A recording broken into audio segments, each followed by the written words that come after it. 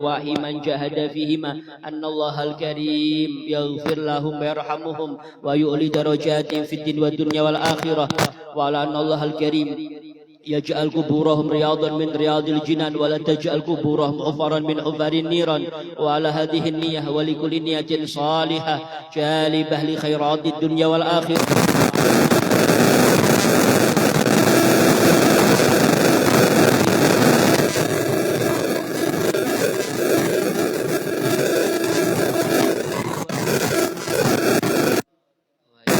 أعوذ بالله من الشيطان الرجيم. بسم الله الرحمن الرحيم.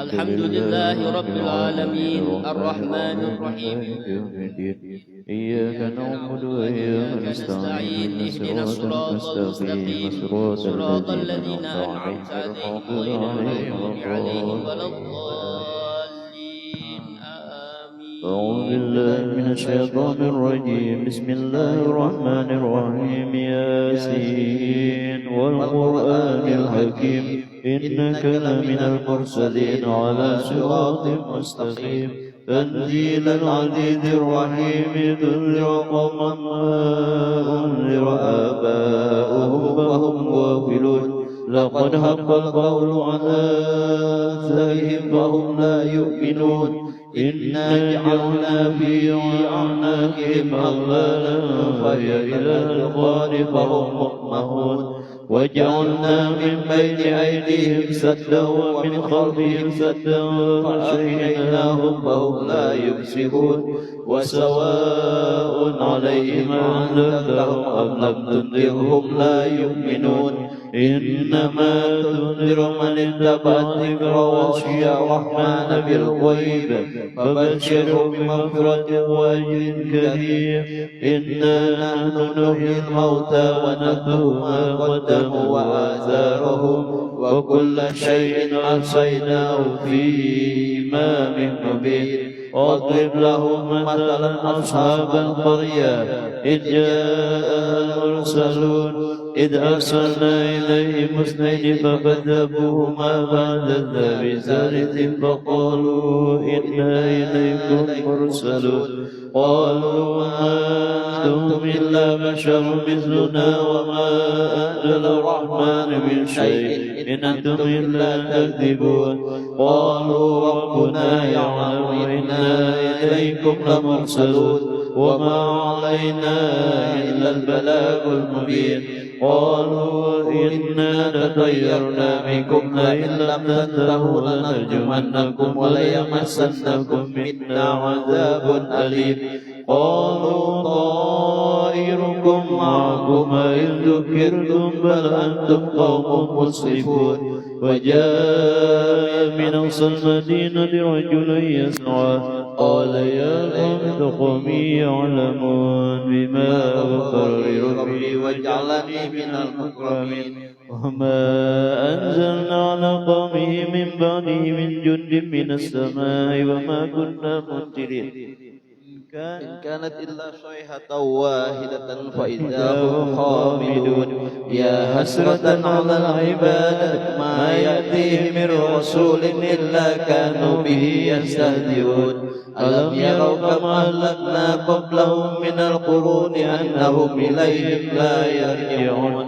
وإن كل لما جميع لدينا محضرون. وآية لهم الأرض الميتة أحييناها وأخرجنا منها حبا فمنه يأكلون. وجعلنا فيها جنات من نخيل وعناب وفجرنا فيها من العيون ليأكلوا من ثمره وما عملته أيديهم أفلا يشكرون.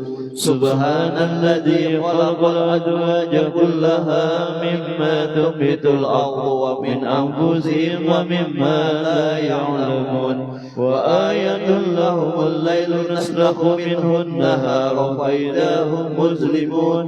والشمس تجري لمستقر لها ذلك تقدير العزيز العليم. والقمر قدرناه منازل حتى عاد كالأرجون القديم. لا الشمس ينبغي لها تدرك القمر ولا الليل سابق النهار وكل في فلك يسبحون وآية لهم أنا حملنا ذريتهم في الفلك المشحون وخلقنا لهم من مثله ما يركبون وإن نشأ نغرقهم فلا صريخ لهم ولا هم ينقذون إلا رحمة منا ومتاعا إلى حين وإذا قيل لهم اتقوا ما بين أيديكم وما خلفكم لعلكم ترحمون وما تأتيهم من آية من آيات ربهم إلا كانوا عنها معرضين وإذا قيل لهم أنفقوا مما رزقكم الله قال الذين كفروا للذين آمنوا أن نطعم من لو يشاء الله أطعمه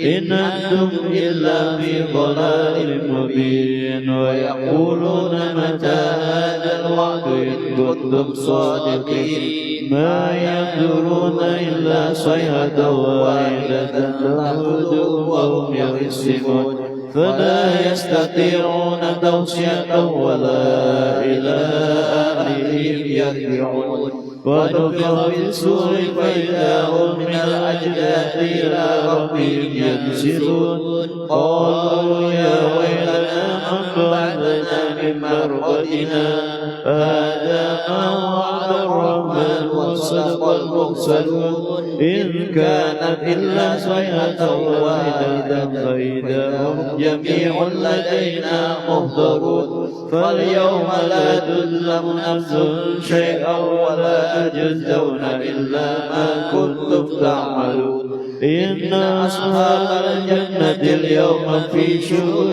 فاكهون هم وأزواجهم في ظلال على الأرائك متكئون لهم فيها فاكهة ولهم ما يدعون سلام قولا من رب رحيم سلام قولا من رب رحيم سلام قولا من رب رحيم وامتازوا اليوم أيها المجرمون ألم أعهد إليكم يا بني آدم ألا تعبدوا الشيطان إنه لكم عدو مبين وأن اعبدوني هذا صراط مستقيم ولقد أضل منكم جبلا كثيرا أفلم تكونوا تعقلون هذه جهنم التي كنتم توعدون اصلوها اليوم بما كنتم تكفرون اليوم نختم على أفواههم وتكلمنا أيديهم وتشهد أرجلهم بما كانوا يكسبون ولو نشاء لمسنا على أعينهم فاستبقوا الصراط فأنى يبصرون ولو نشاء لمسخناهم على مكانتهم فما استطاعوا مضيا ولا يرجعون ومن نعمره ننكسه في الخلق أفلا يعقلون وما علمناه الشعر وما ينبغي له إن هو إلا ذكر وقرآن مبين لينذر من كان حيا ويحق القول على الكافرين أولم يروا أنا خلقنا لهم مما عملت أيدينا أنعاما فهم لها مالكون وذللناها لهم فمنها ركوبهم ومنها يأكلون ولهم فيها منافع ومشارب أفلا يشكرون واتخذوا من دون الله آلهة لعلهم ينصرون لا يستطيعون نصرهم وهم لهم جند محضرون فلا يحزنك قولهم إنا نعلم ما يسرون وما يعلنون أولم يرى الإنسان أنا خلقناه من نطفة فإذا هو خصيم مبين وضرب لنا ونسي خلقه قال من يحيي العظام وهي رميم قل يحييها الذي أنشأها أول مرة وهو بكل خلق عليم الذي جعل لكم من الشجر الأخضر نارا فإذا أنتم منه توقدون أوليس الذي خلق السماوات والأرض بقادر على أن يخلق مثلهم بلى وهو الخلاق العليم إنما أمره إذا أراد شيئا أن يقول له كن فيكون وسبحان الذي بيده ملكوت كل شيء وإليه ترجعون صدق الله العظيم. الفاتحة.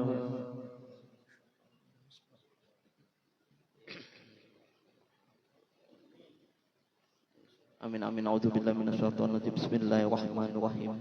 Allahumma inna nastaghfiruka wa nasta'udiuka dinana wa anfusana wa ahlana wa auladana wa amwalana wa kulla syai'in a'taitana.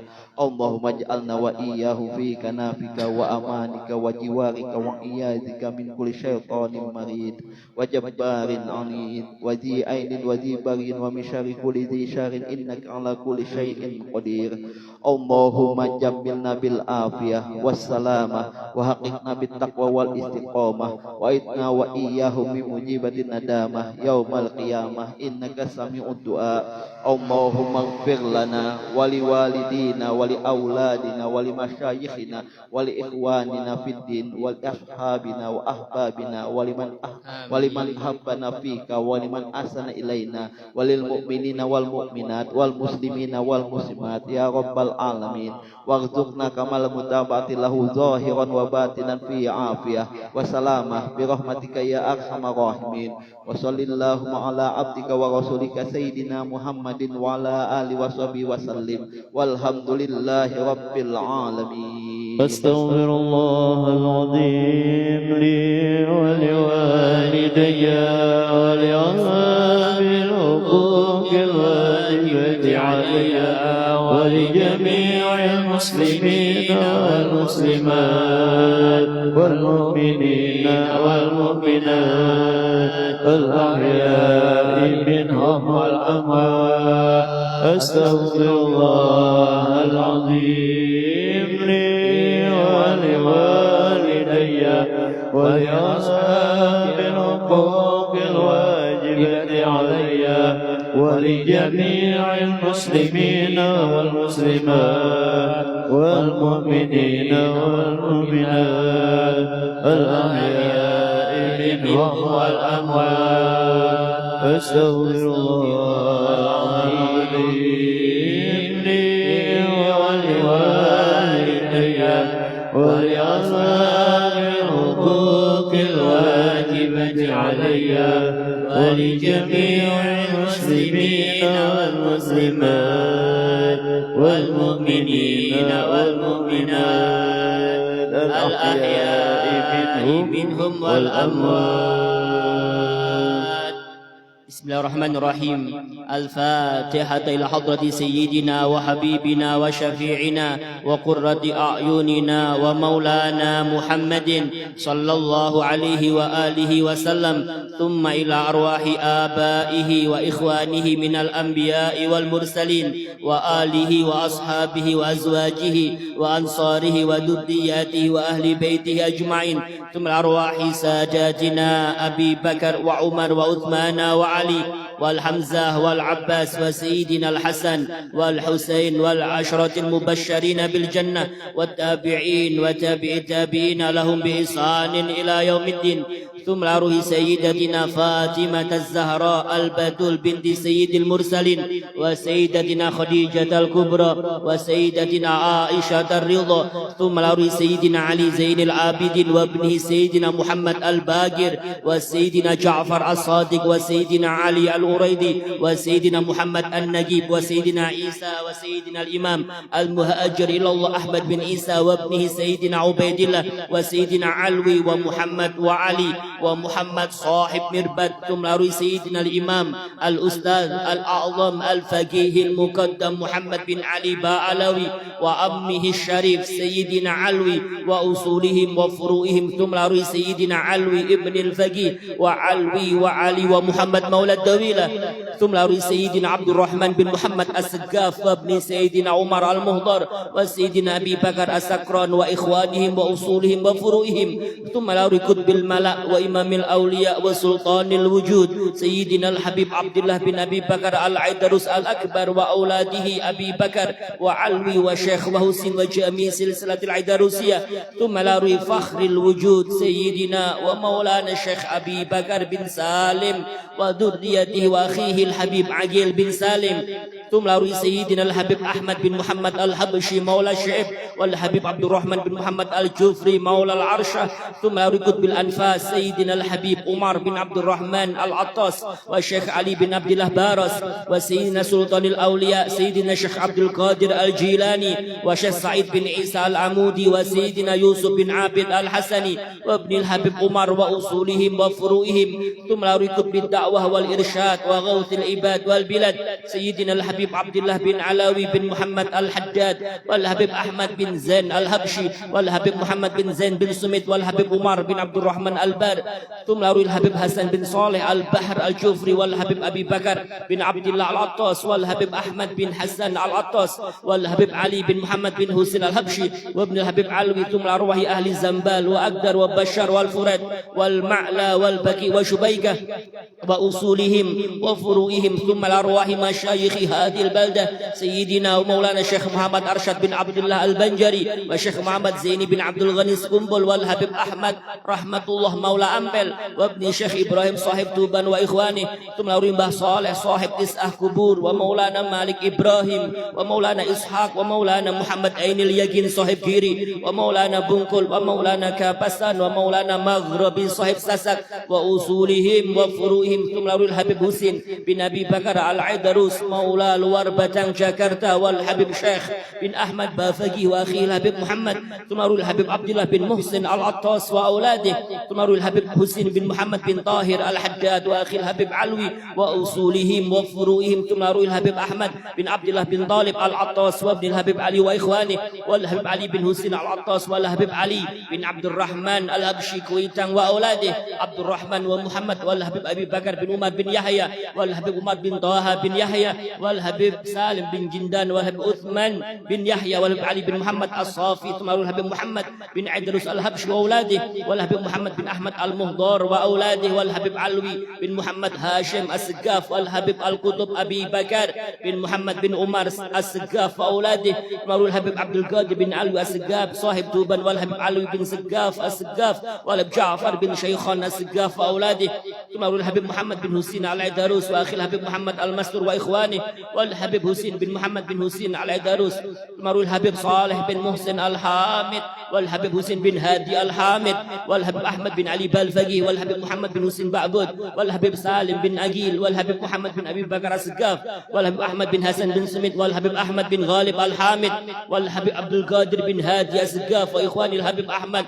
wal Habib Muhammad tumarul Sayyidil Walid Abuya As-Sayyid Muhammad bin Alawi al-Maliki wa Sayyidil Walid Abuya al-Habib Hasan bin Ahmad Bahar wa Sayyidina al-Imam al-Qutub al-Habib Abdul Qadir bin Ahmad bin Abdul Rahman As-Segaf wa usulihim wa furuihim wa jami' masyayikhina wa masyayikhina wa jami' مشايخنا مشايخنا أجمعين تمارهم مشير برد أبي عبد الله محمد البوصيري وأصوله وفروعه ومن انتسب إليه أجمعين وجميع سندنا إليهم أن الله الكريم يتغشاهم الجميع بالرحمة والمغفرة ويؤلي درجات في الجنة مع الصديقين والشهداء والصالحين وأن الله الكريم يغفر ذنوبنا ويؤتي كلا منا سؤله ومأموله على ما يرضى الله ورسوله ويقضي جميع حاجاتنا ويبلغ جميع آمالنا واشف جميع مرضانا كما شفى لصاحب البردة ويبارك لنا في أولادنا ويرزقنا برهم ويحفظ من فتنة هذا الزمان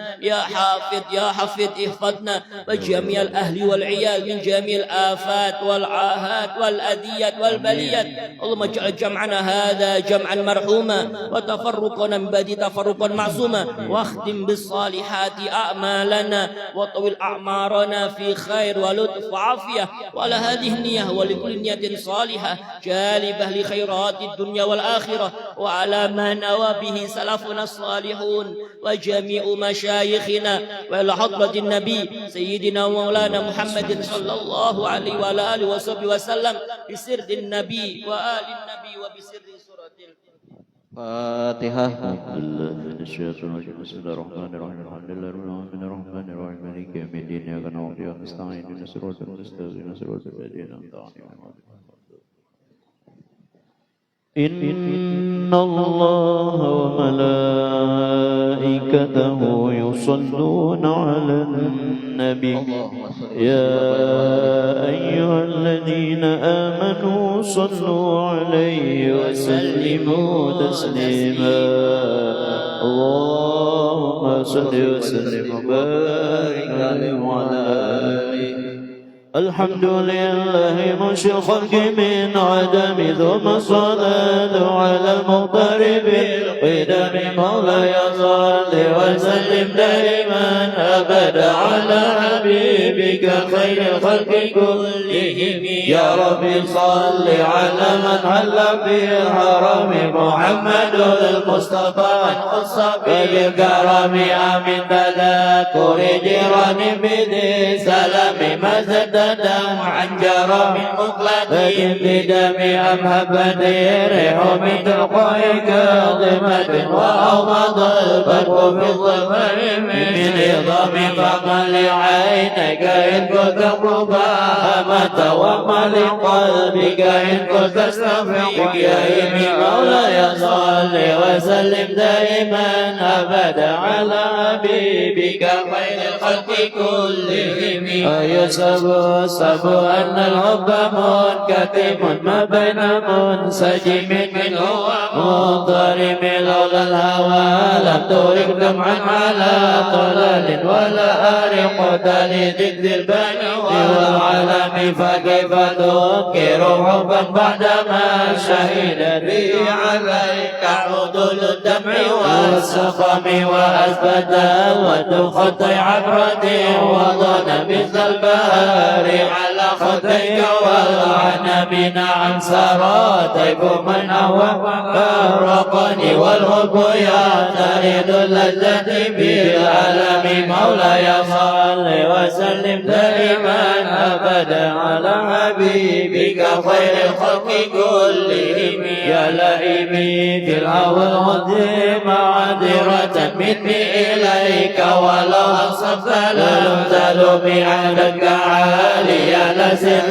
بمستتر عن الوشاب ولا دائب منحسب مع البنين سلك لست أسمعه إن المحب عن العذل في صمم إن اتهمت ناسح الشيب في عدل والشيب أبعد في نص عن التهم مولاي صل وسلم دائما أبدا على حبيبك خير الخلق كلهم فإن أمرت بالسوء ما تعظم من جريها بنذير الشيب والهرم ولا أحد من الفعل الجميل كرام من ألم برأسك متشمل أو كنت أعلم أني ما أوقره كتمت سرا بدلي منه بالكتم من لبراد جماح من غوايتها كما يرد جماح الخيل باللجوم مولاي صل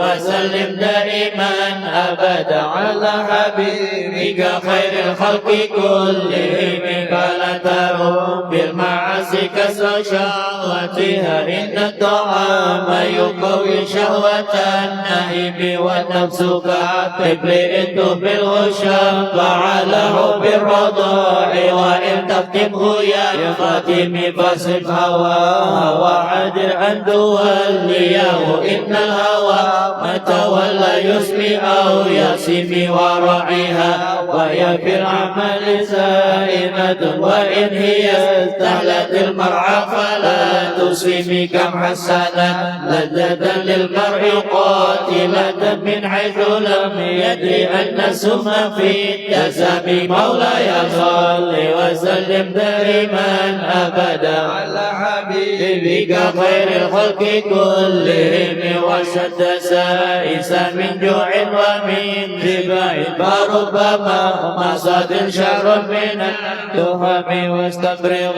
دمع من عين قديم جلأت من المحارم وسمع الندم وخالف النفس والشيطان واسهما وإنهما محضك النسخ فاتهم ولا تطع منهما خصما ولا حكما وأنت تعرف كيد الخصم والحكم أستغفر الله من قول بلا عمل لقد نسبت به نسلا لذي أقم مولاي صل وسلم دائما أبدا على حبيبك خير الخلق كلهم أمرتك الخير لكن ما تمرت به وما استقمت فما قولي لك استقم ولا تزودت قبل الموت نافلة ولم أصل سوى فرض ولم أصم ظلمت سنة من أحيا الظلام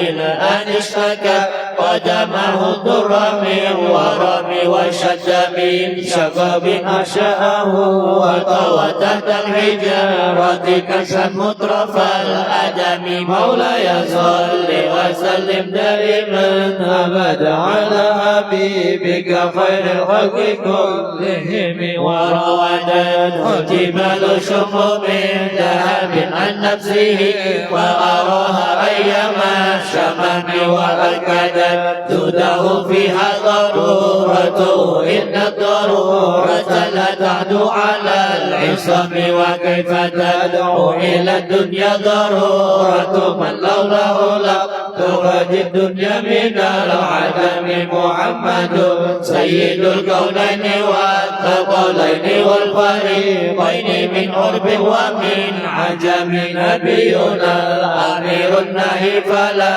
أحد أمر في قول لب هو لا نعم مولاي صل وسلم دائما أبدا على حبيبك خير الخلق كلهم هو الحبيب الذي ترجى شفاعته لكل هول من الأهوال متعم دعا إلى الله فالمستمسكون به مستمسكون بحبل غير منفسم فقد النبيين في خلق وفي خلق ولم يداته في علم ولا كرم وكله من رسول الله ملتمس غرفا من البر أو أشرف من القيم وواقفون لديه عند حدهم من نقطة العلم أو من شكلة الحكم مولاي صل وسلم دائما أبدا على حبيبك خير الخلق كلهم فهو الذي تم معناه وصورته ثم اصطفاه حبيبا بارئ نسم منزه عن شريك في محاسنه وجوهر الحسن فيه غير منقسم دعما دعت النصارى في نبيهم وكن بما شئت مدحا فيه واتكم فانسب إلى ذاته ما شئت من شرف وانسب إلى قدره ما شئت من عظم فإن فضل رسول الله ليس له حد فيعرب عنه ندم بفم مولاي صل وسلم دائما أبدا على حبيبك خير الخلق كلهم لو نسبت قدره آياته عظاما أي اسمه حين يدعى دارس الإمام لم ينتهي النبي ما تعيا العقول به حرصا علينا فلم نرتب ولم نهي بعايا الورى وممنه فليس يرى للقرب والبعد منه غير منفهم كالشمس تدار للعينين من بعد صغيرة وتكل الطرف من أمام وكيف يدرك في الدنيا حقيقته قوم نيام تصلوا عنه بالعلوم مولاي صل وسلم دائما أبدا على حبيبك خير الخلق كلهم ما مبلغ العلم به أنه بشر وأنه خير خلق الله كلهم وكل آية أتى الرسل الكرام بها فإنما اتصلت من نوره بهم فإنه شمس فضل هم كواكبها يدهرن أنوارها للناس في الظلم أكرم بالخلق نبي زنه خلق بالحسن مشتمل بالبشر متسم كالزهر في طرف والبدر في شرف والبهر في كرم والدهر في إمام مولاي صل وسلم دائما أبدا على حبيبك خير الخلق كلهم كأنه وهو فرد في جلالته في عسكره حين تلقاه وفي حشم كأنما اللؤلؤ المكنون في صدف من معدن منطق منه ومرتسم لطيف يعدل تربا ضماء ضمه طوبى لمنتشك منه وملتزم أبان مولده عن طيب عنصره يطيب مبتدأ منه ومختتم مولاي صل وسلم دائما أبدا على حبيبك خير الخلق كلهم اللهم صل وسلم وبارك عليه وعلى آله. يوم تفرس به الفرس النوم قد أنذروا بحلول البؤس والنقم ومتاع ونكير وهو منصدع كشمل أذهب كدر غير ملتئم والنار خامدة الأنفاس من أسف عليه والنار ساهي العين من سدم وساء وتآ وبر حيرتها ورد واردها بالغيب نظم أن بالماء من بلد حزنا وبالماء بالنار من ضرب مولاي صل وسلم دائما أبدا على حبيبك خير الخلق كلهم والجن تقفها أنوار ساطعة والحق يظهر من معنى ومن كلمه أم وسط بعيد لا البشائر لا تسمع وبارقة الدار لم تشفي من بعد ما أخبر الأقوام كاهنه بأن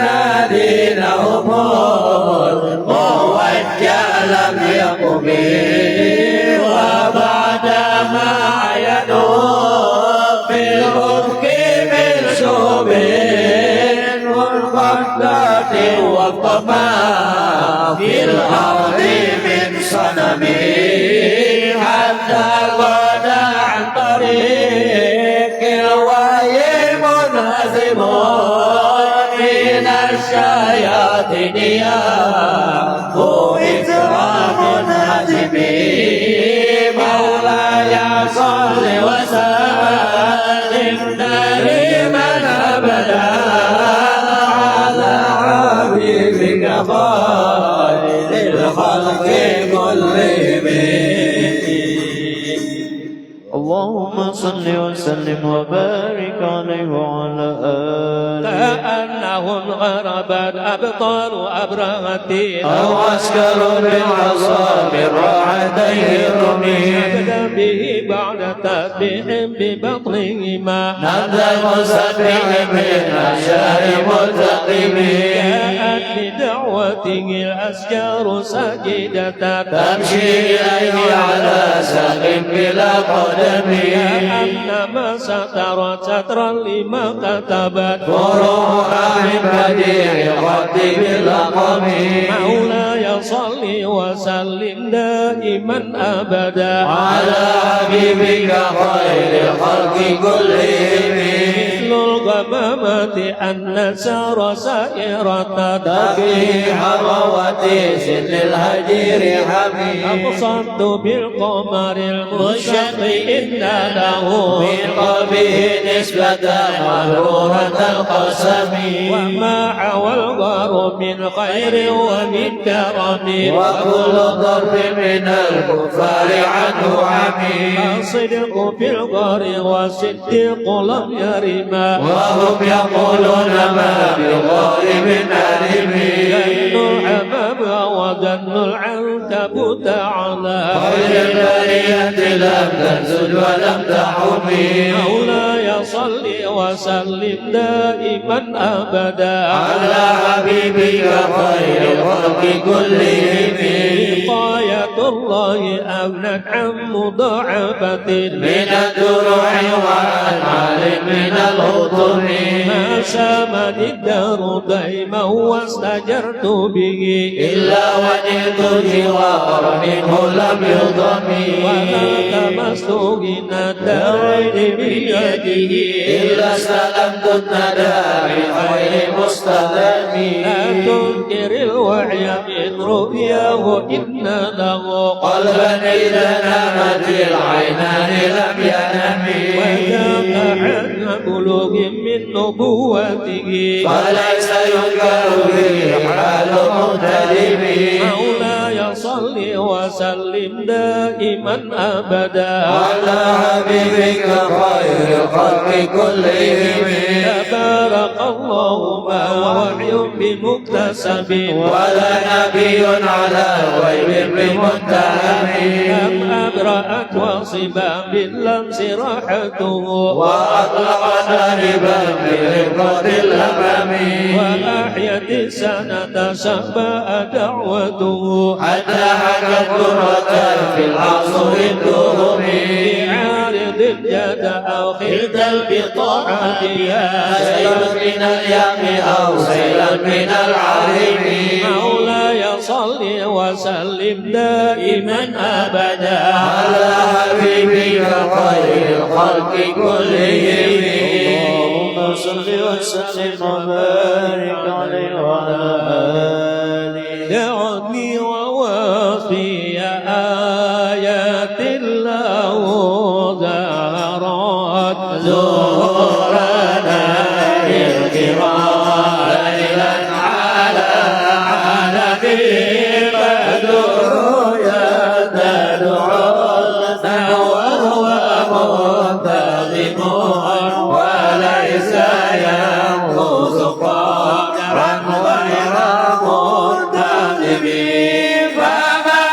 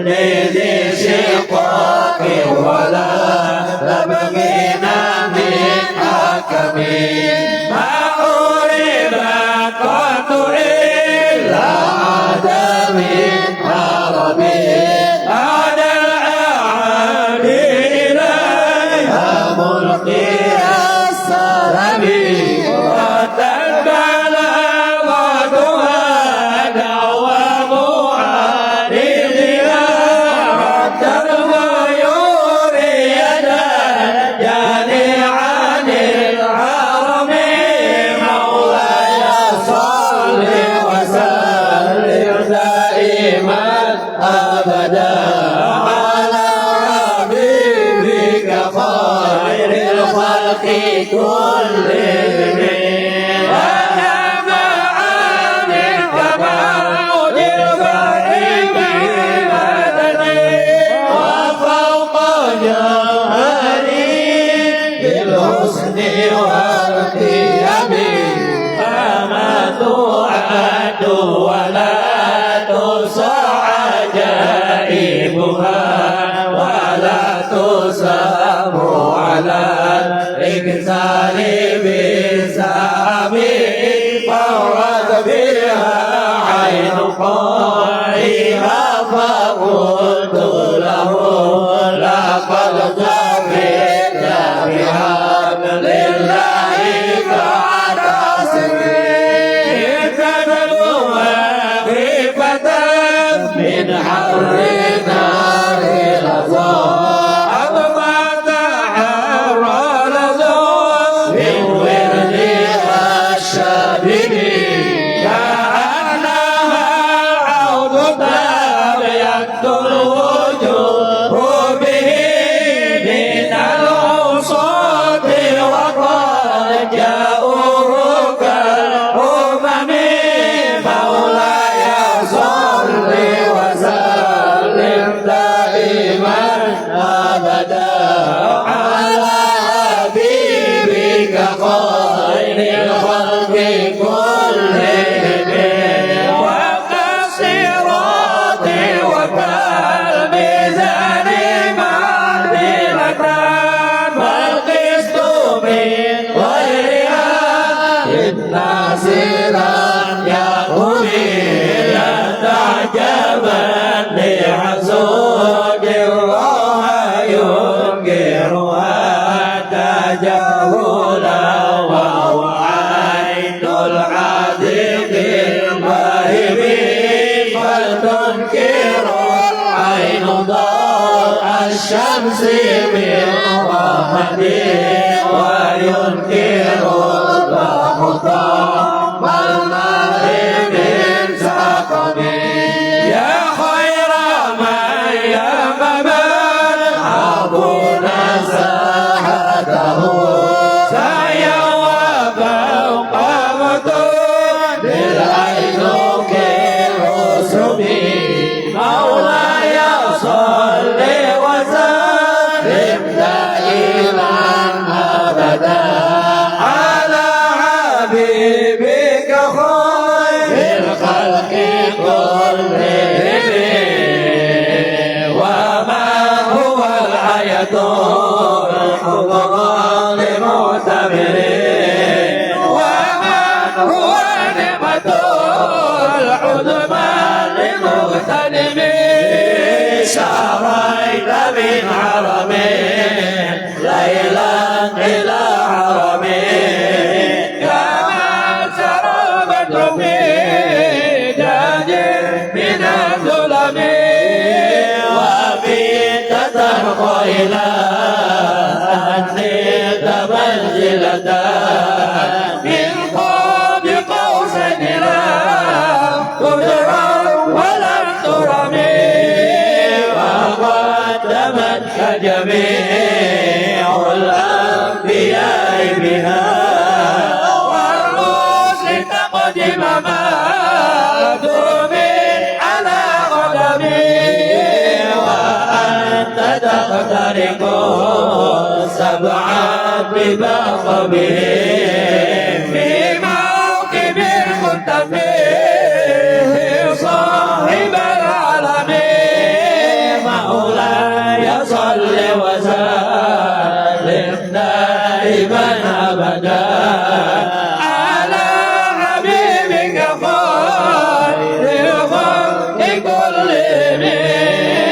حتى إذا ارتدى شهوى لمستبدين من الدنو ولا فرقا لمسلمين خافت كل مقام بإضافته نوديت برقبين للمفرد العالمين كيما تفوز بوصل حي مستدرين عن العيون وزير أي مقدمين فمستقل بقاء غير مشتركين وجدت كل مقام غير مستعبين وأجل مقدر ما وليت من رتبين وعز إليك ما وليت من نعمين مولاي صل وسلم دائما أبدا على حبيبك خير الخلق كلهم اللهم صل وسلم وبارك عليه وعلى آله.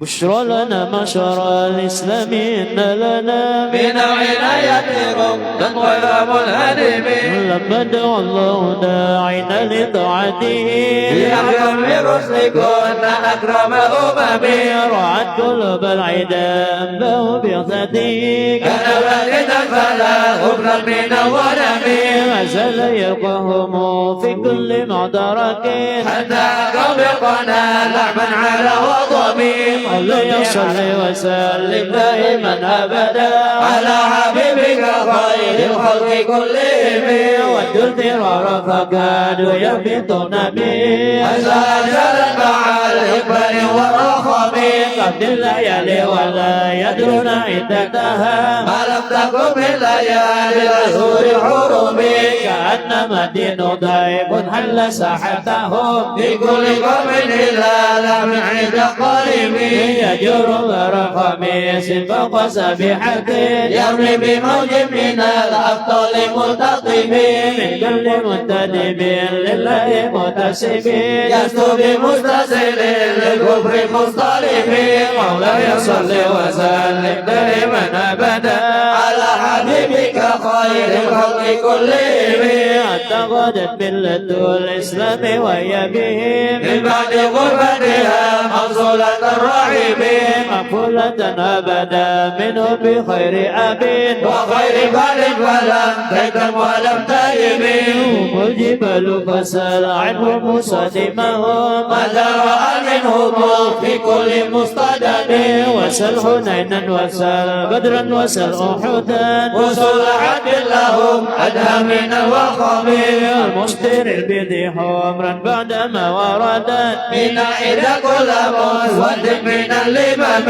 مولاي صل وسلم دائما أبدا على حبيبك خير الخلق كلهم والكاتبين بسمر الخط ما تركت أقلبهم عن فجيز من غير منعدم شك السلاح لهم سمة تميزهم والورد يمتد بالسمع عن السلام إليك رياح النصر نشرهم فتعسب الزهر في الأكمام كل كمين كان في ظهور الخير نبتربا من شدة الحزم لا من شدة الهزوم طارت قلوب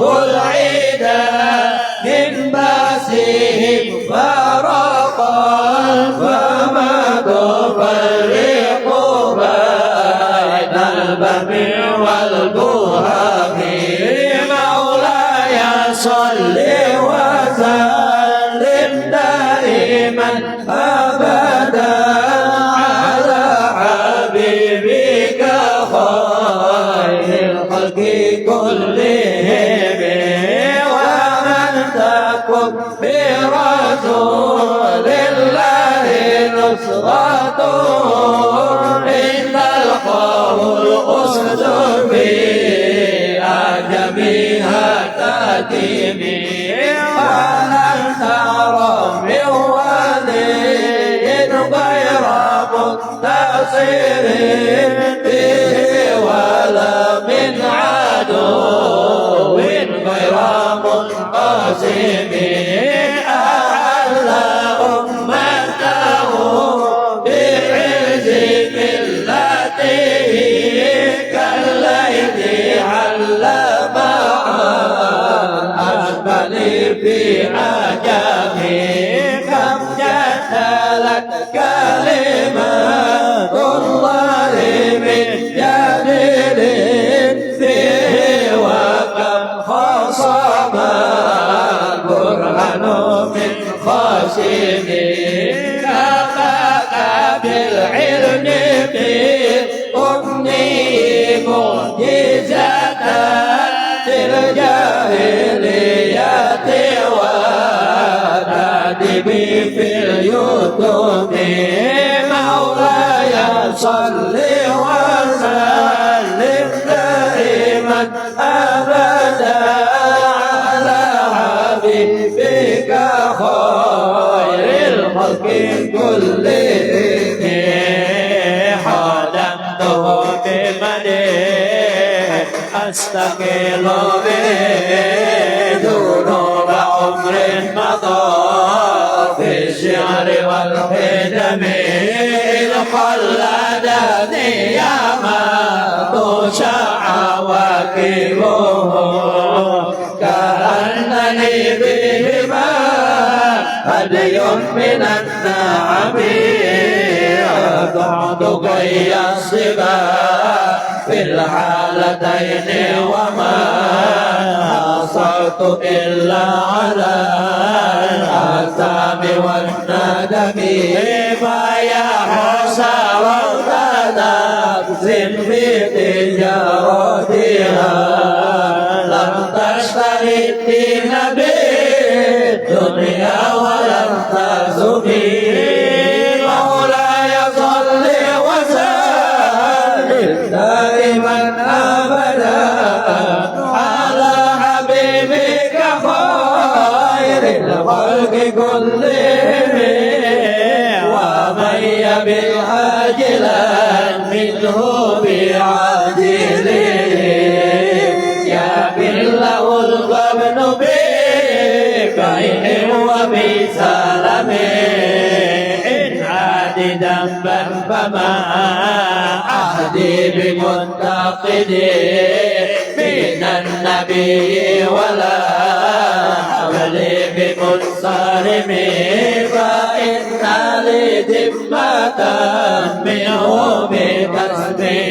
بتسميته محمدا وهو أفضل الخلق بالذمة إن لم يكن لمعادي آخذا بيدي فضلا وإلا فقول يا زلة القدم عشاه أن يهرم الرجيم كريمه أو يرجع الجار منه غير محترم مولاي صل وسلم دائما أبدا على حبيبك خير الخلق كلهم ومنذ ألزمت أفكاري مدائحه وجدته لخلاصي خير ملتزم ولن يموت الغنى منه يدا داربا إن الحياة يهبط الأزهار في العقب ولم أرد جارة الدنيا التي اختطفا يا ذا زهير بما أتى على الحرم يا أكرم الخلق ما لمن ألوذ به سواك عند حلول الحادث العظيم يا أكرم الخلق ما لمن ألوذ به سواك عند حلول الحادث العظيم يا أكرم الخلق ما لمن ألوذ به سواك عند حلول الحادث العظيم مولاي صل وسلم دائما أبدا على حبيبك خير الخلق كلهم اللهم صل وسلم وبارك عليه وعلى آله ولن يضيق رسول الله جاءك به إذا الكريم تجلى باسم منتقم فإن من جودك دنيا وضرتها ومن علومك علم اللوح والقلم يا نفس لا تقنطي من زلة عظمى إن الكبائر في الغفران كالأمام لعل رحمة ربي حين يقسمها تأتي على حسب العصيان في القسم يا ربي واجعل رجائي غير منعكس لديك واجعل حسابي غير منخرم يا ربي واجعل رجائي غير منعكس لديك واجعل حسابي غير منخرم يا ربي واجعل رجائي غير منعكس لديك واجعل حسابي غير منخرم مولاي صل وسلم دائما أبدا على حبيبك خير الخلق كلهم والتق بعبدك في الدارين إن له صبرا متى تدعوه أول ينهزم وأذن لصوب صلاة منك دائمة على النبي بمنحل ومنسجم ما رنحت عجبا في البني ريح صبا وأطرب العشاء العيس بالنوام ثم الرضا عن أبي بكر وعن عمر وعن علي وعن عثمان ذي الكرم والآل والصحب ثم التابعين لهم أهل التقى والنقى والعلم والكرم مولاي صل وسلم دائما أبدا على حبيبك خير الخلق كلهم اللهم صل وسلم وبارك عليه وعلى آله يا ربي بالمصطفى بلغ مقاصدنا واغفر لنا ما مضى يا واسع الكرم يا ربي بالمصطفى بلغ مقاصدنا واغفر لنا ما مضى واسع الكرم يا ربي بالمصطفى بلغ مقاصدنا واغفر لنا ما مضى يا واسع الكرم يا ربي بالمصطفى بلغ مقاصدنا واغفر لنا ما مضى يا واسع الكرم يا ربي بالمصطفى بلغ مقاصدنا واغفر لنا ما مضى يا واسع الكرم يا ربي بالمصطفى بلغ مقاصدنا واغفر لنا ما مضى يا واسع الكرم يا ربي بالمصطفى بلغ مقاصدنا واغفر لنا ما مضى يا واسع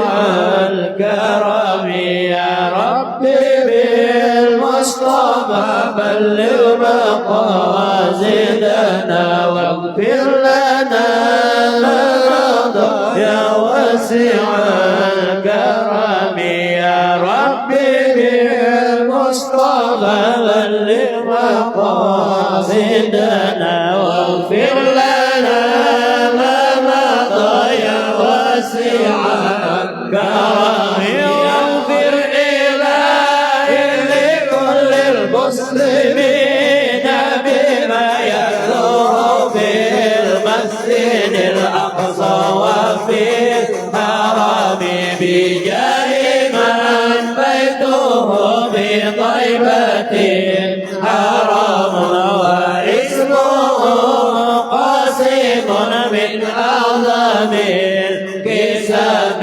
وهذه بردة المختار ختمت والحمد لله ببدر وفي ختم أبياتها قد أتت 60 ما مئات فرج بها كربنا يا واسع الكرم أبياتها قد أتت 60 ما مئات فرج بها كربنا يا واسع الكرم أبياتها قد أتت 60 ما مئات فرج بها كربنا يا واسع الكرم مولاي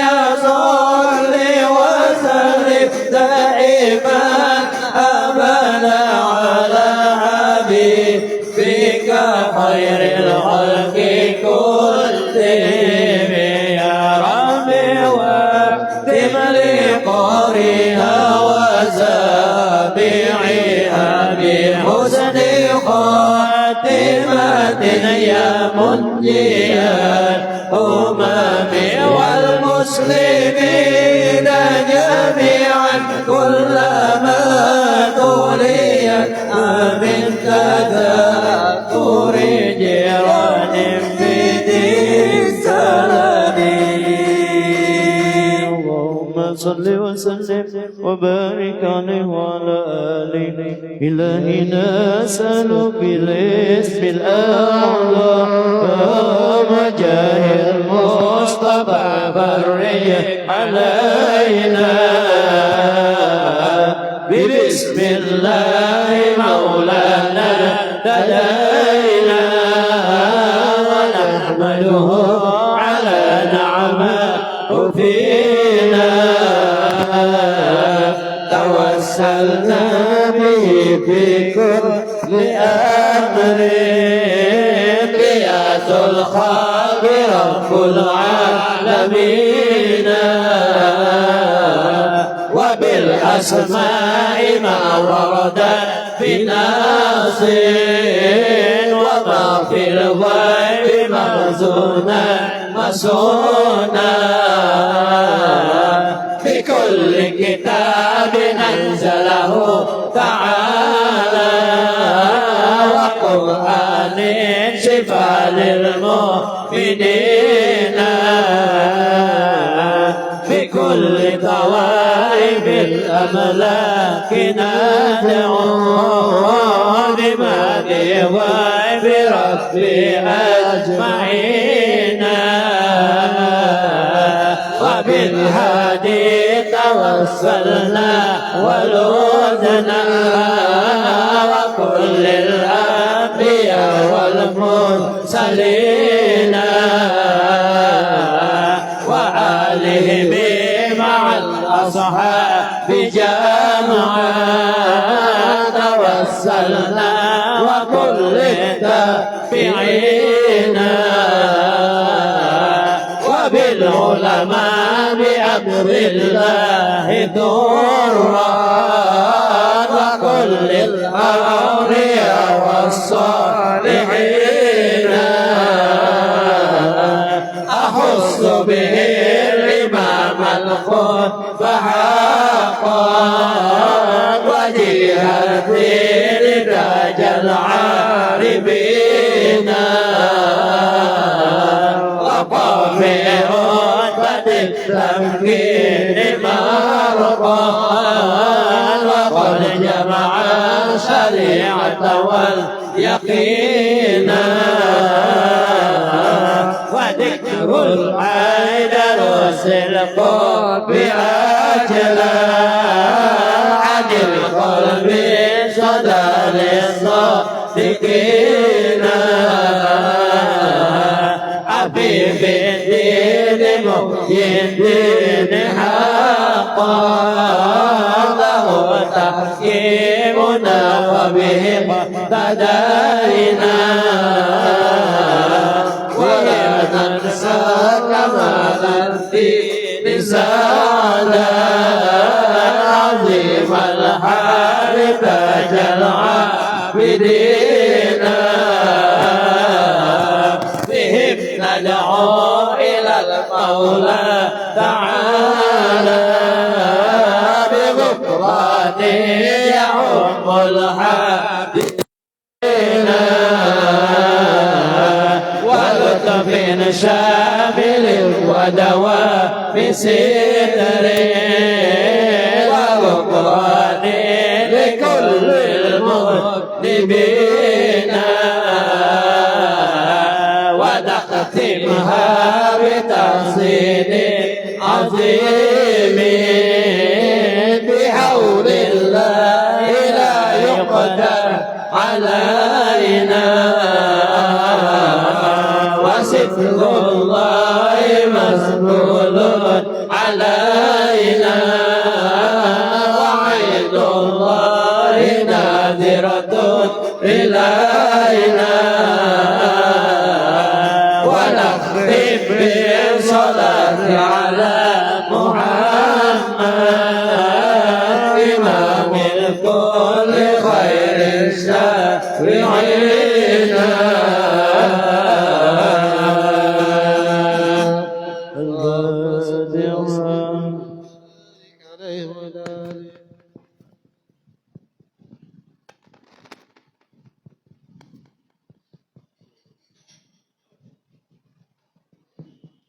Amin amin a'udzubillahi minasyaitonir rajim. Bismillahirrahmanirrahim. Alhamdulillahi rabbil alamin. Allahumma shalli ala sayidina Muhammadin abdika wa nabika wa rasulika nabil ummi wa ala alihi wa sahbihi wa sallim.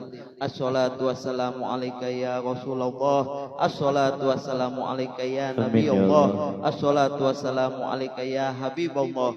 Assalatu wassalamu alaikum ya anbiya Allah wa ala alikum wa ashabikum ajma'in. Walhamdulillahi rabbil alamin. Hamdan lizakirin, hamdan lisyakirin, hamdan yuafi ni'mah wa yukafi mazidah. Nahmaduka ala jamini amika ma'alimna minha wa ma lam na'lam. Wa ala kulli hal Allahumma ya muhawwilal hal hawwil halana ila ahsanil hal. Allahumma ya muhawwilal hal hawwil halana ila ahsanil hal. Allahumma ya muhawwilal hal hawwil halana ila ahsanil hal. Wa najjina min a'mali ahli dhalal wa fi'lil juhal. Allahumma sholli wa sallim ala sayyidina Muhammadin wa ala ali wa sahbihi wa asya'i wa ahzabi wa itrati wa ahli baiti ajmain. Allahumma ij'al thawaba dzalika fi sahifih sallallahu alaihi wasallam. Allahumma atil wasilata wal fadilah wasyarafa wad darajatal aliyata rafi'ah wab'athul maqamal mahmudal ladzi wa'atta innaka la tukhliful mi'ad. Allahumma syurna wal hadirina fi zumratih wa amitna ala sunnatih wastamilna li ta'atih wa uridna hawda wasqina miyadi syarifah sarbatan hani'atan mari'atan la najba'u bada abada ya rabbal alamin. Tuma fi suhaifil hadin al-muhtadin wa rasyidin al-mursyidin zawil qadi ali wal fahril jali sadatina Abi Bakr wa Umar wa Uthman wa Ali wa fi sahifati Zahrail Batul sayyidatina Fatimah binti Sayyidina Rasul. Tuma fi suhaifi waladaiha syahidaini Abi Muhammadin Hasan wa Abi Abdillahil Husain wal amani syahironi inna wa indan nas Abi Amaratul Hamzah wa Abil Fadlil Abbas wal Ansari wal Muhajirin wajwaji tahirati ummahatil mu'minin wa jami' sahabati wal qarabati wat tabi'in wat tabi'in wa man tabi'ahu bi ihsan ila yaumiddin wal arba'atil a'immatil mujtahidin wa muqallidin fiddin wal awliya wasyuhada wassalihin khususan fi sahbi musihajil burdah Sayyidi Syarifuddin Muhammadinil Busiri. Semua fi sahbi awliya illah ta'ala jami'an min aqtabin wa anjabin wa autadi wa abdan wa rijalil ghaibi min masyariqil ardi la magharibiha aina ma kanu aina mahallat arwahum ya rabbal alamin. Allahumma anfa'na bi barakatihim wa anfa'na min nafahatihim wa id alaina wa alal muslimina min barakatihim wa min barakati ulumihim wa anfa'si min tahirati fid din wa dunya wal akhirah. Summa fi sahifina wa sahifil hadirin was sami'in wa walidina wa walidihim wa abwatina wa abwatim wa amwatil muslimina ajmain.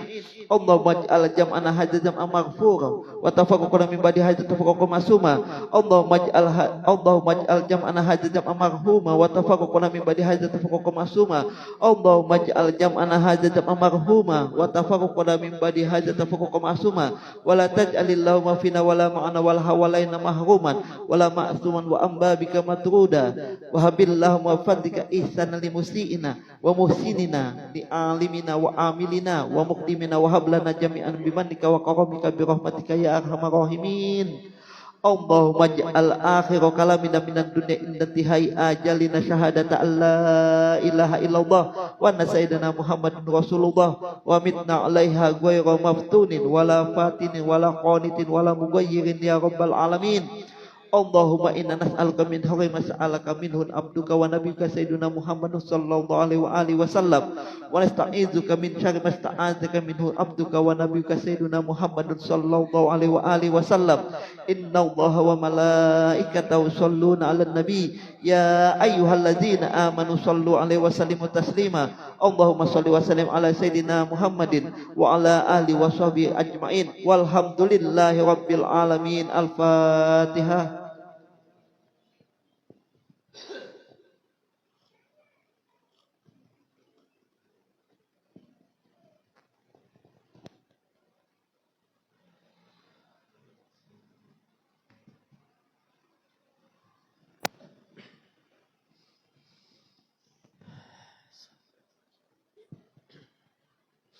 Assalamualaikum warahmatullahi wabarakatuh. Bismillahirrahmanirrahim. Alhamdulillahi rabbil alamin wassalatu wassalamu ala habibi rabbil alamin sayyidina wa maulana Muhammadin wa ala alihi wa ashabihi ajma'in. Subhanallah walhamdulillah wa la ilaha illallah wallahu akbar wa la hawla wa la quwwata illa billahil aliyyil azim. عدد كل حرف كتب ويكتب أبد الآبدين ودهر الداهرين. سبحانك لا علم لنا إلا ما علمتنا إنك أنت العليم الحكيم. رب اشرح لي صدري ويسر لي أمري واحلل عقدة من لساني يفقه قولي بجاه النبي والصحب والآل أما بعد. Yang sama-sama kita muliakan dan kita hormati dan kita cintai segenap para habaib, wabil khusus Fadilat al-Habib Fadli bin Saleh bin Hamid al-Khirid dan juga Al-Habib Abdullah Al-Kaf, As-Sayyid Muhammad bin Luqman Al-Habshi, As-Sayyid Ari bin Juhansyah bin Uthman bin Amir bin Ja'far Al-Habshi, dan segenap para habib yang lain. Hafizahumullah wa ra'ahum min kulli makruh wa matta'anallahu bituli hayatihim syarifah ma'a kamalis sihah wal afiyah. Amin amin ya rabbal alamin. Dan juga yang kami muliakan dan kami hormati dan kami ta'zimi segenap guru-guru agama, wabil khusus guru-guru kita yang berhadir pada malam hari ini, Guru Muhammad Zaini, Guru Haji Irsyadillah, Guru Haji Abdul Majid, Guru Muhammad Rafi'i, Guru Misron, Guru Haji Ahyadi, dan guru-guru yang lain. Teriring doa untuk beliau-beliau semuanya. Mudah-mudahan Allah berikan umur yang panjang, mudah-mudahan Allah berikan kesehatan, keafiatan, dan mudah-mudahan apa yang dihajatkan beliau dan kita semuanya, baik itu hajah dunyawiyah maupun hajah ukhrawiyah, mudah-mudahan dikabulkan dan dimudahkan oleh Allah Subhanahu wa taala. Amin amin ya rabbal alamin. Hadirin hadirat, Bapak Ibu, adik-adik sekalian yang sama-sama dimuliakan dan dirahmati oleh Allah. Mari Habib Khairul, sini Habib, sini Habib, sini Habib, sini Habib, sini. Betul, sini. Mari kita sambung kajian di dalam kitab Al-Taqriratus Sadidah faqala Sayyidi wa Ustadi Al-Habib Hasan bin Ahmad bin Muhammad bin Salim Al-Kaf, hafizahullah wa ra'ah wa nafa'ana bihi wa bi ulumihi fid daraini amin, ila an qal masailu fi ru'yatil hilal. Pembahasan kita pada malam hari ini, Bapak Ibu adik sekalian, di dalam sambungan mengenai masalah puasa, tepatnya di sini beberapa permasalahan di dalam melihat hilal, di dalam melihat bulan sabit. Maka disebutkan di sini Bapak sekalian, yang pertama permasalahannya shoma rajulun 30 yauman. Ada seorang laki-laki berpuasa Ramadan 30 hari. Jadi dia sudah puasa 30 hari. Berarti genap nih. Tidak mungkin puasa 31 hari, tidak mungkin. Berarti ini sudah maksimal. Biqauli mani taqoda sidqahu, landasannya itu adalah ucapan orang yang ia percayai. Bisa jadi orang itu memang tidak pernah berdusta, dia yakin ucapan orang tersebut. Atau mungkin seorang yang maksum. Intinya dia yakin dengan ucapan tadi bahwasanya ini adalah awal Ramadan dan dia sudah puasa sudah 30 hari. Demikian Kemudian Bapak sekalian, fahal yajuzu lahul fitru ba'da an yasuma 30 yauman wa illam yarul hilala. Pertanyaannya Bapak sekalian, apakah boleh bagi dia untuk tidak berpuasa? Dan dia setelah dia puasa 30 hari yang tadi. Kan jadi ada orang puasa 30 hari sudah landasannya awal itu adalah dia meyakini perkataan orang yang ia yakini kebenarannya. Boleh enggak kira-kira setelah puasa 30 hari itu dia berbuka? Maksudnya dia hari raya, dia enggak puasa. Boleh enggak kira-kira? Padahal wa illam yarul hilal, sekalipun enggak ngelihat hilal. Berarti kalau enggak ngelihat hilal, berarti sebetulnya Bapak sekalian ini masih bisa jadi dihukumi 30 Ramadan karena enggak ngelihat hilal. Kan demikian ketentuannya Bapak sekalian. Kan demikian. Ini sudah puasa 30 hari dan dia enggak ngelihat hilal. Gimana ini? Kan demikian. Gimana ini? Kan demikian semacam apa ini Kemudian kata beliau hukumnya kalau memang semacam itu, kata beliau ya juzul fitru inda ramli khufyatan. Boleh bagi dia untuk tidak berpuasa dalam artian ya sudah hari raya. Demikian berarti tidak boleh lagi puasa karena puasanya sudah 30 hari. Tidak mungkin puasa Ramadan 31 hari itu tidak mungkin. Kan demikian. Karena dia sudah 30 hari, berarti kata Imam Romli boleh bagi dia untuk tidak berbuka puasa, untuk tidak berpuasa boleh. Tapi khufyatan. Ya tidak boleh terang-terangan, tidak boleh sampean saya sudah puasa 30 hari. Kemudian sampean makan daging rendang terang-terangan di pinggir jalan, ya enggak boleh Bapak sekalian Intinya untuk kita boleh bagi kita untuk tidak berpuasa, boleh nggih. Tapi tentunya sembunyi-sembunyi, jangan ditampakkan di hadapan orang karena orang lain masih puasa, orang lain masih 30 Ramadan. Bisa jadi semacam itu nggih. Ini menurut Imam Romli. Intinya boleh kata beliau untuk tidak berpuasa boleh, tidak masalah. Tapi harus khufyatan. Namun kata beliau wa inda Ibni Hajar, menurut Imam Ibnu Hajar la yajuz, tidak boleh dia untuk tidak berpuasa, harus puasa. Kata beliau, kata Ibn Hajar harus berpuasa. La yajuz, tidak boleh dia untuk buka puasa, tidak boleh. Alasannya kenapa Bapak sekalian? Di anna dzalika laisa bi hujjatin syar'iyyatin, karena yang demikian itu tidak dianggap hujjah argumen syar'iyyatin secara agama, tidak kuat. Karena patokannya itu melihat hilal. Patokannya dalam agama itu melihat hilal. Berarti kalau tidak melihat hilal ya berarti belum tiba waktunya untuk berhari raya. Kecuali kalau sudah melihat hilal. Kalau sudah melihat hilal tidak mau besok adalah 1 Syawal. Walaupun dia sudah puasa 30 hari. Kan ada yang semacam itu sekalian. Ada beberapa orang mungkin lebih keblinger lagi. 4 hari sebelum sudah puasa duluan. Yang di goa itu lebih fatal lagi. Itu lebih tergelincir lagi. Lebih fatal lagi. Kejauhan kalau semacam itu. Dan demikian. Yang jelas semacam ini hukumnya sekalian. Kata beliau, ya kalau memang demikian, ya di sini ada 2 pendapat. Boleh untuk tidak berpuasa.